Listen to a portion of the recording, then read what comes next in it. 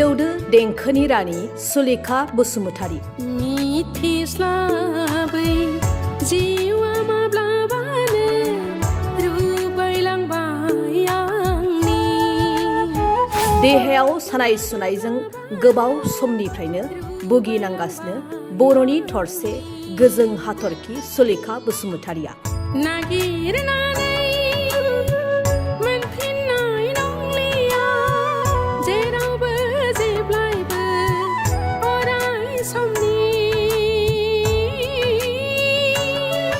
आथिखालाव कलकातानि CK बिरला हस्पिटालाव देहा फाहामथाय लानो थांनायनि खौरां मोनदों सुलेखा बसुमतारीखौ। थारैनो गोबाव बोसोर नाङै मेथाइ रोजाबनायजों बर'नि हारिमुखौ सिबिबोनाय देंखोनि रानि सुलेखा बसुमतारीनि देहाया लासै लासै लोरबां जाबोदों।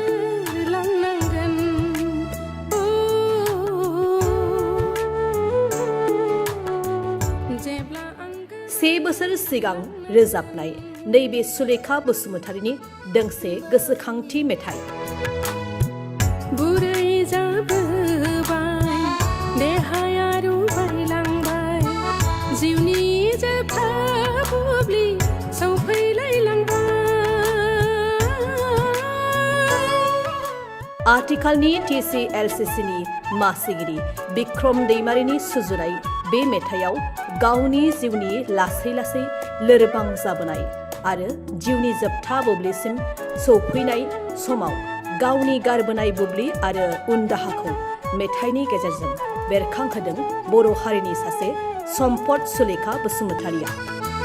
नोंनि गोदै गोदै देंखो आरो अननायानो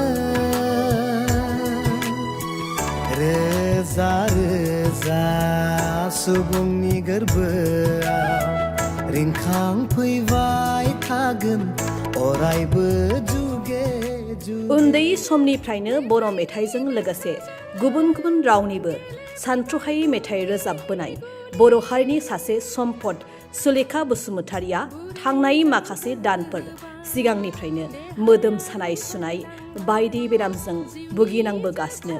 दासान्दि बिथां गेदेमा मेथाइ रोजाबगिरि सुलेखा बसुमतारीया कलकातानि CK बिरला हस्पिटालाव फाहामथाय लागासिनो। बिथां गेदेमानि देहाया जाहाथे थाबैनो मोजां आरो गोग्गो देहायाव फैफिननानै जोंजों लोगोसे आरोबाव गोलाव सम थाबावनो हायो बेनि थाखाय इसोरनाव आरज खालामनो साफ्रोमबो रायजो राजाफोरखौ बड'सा नखरनिफ्राय गुरै खावलायहरो। मिथिस्लाबै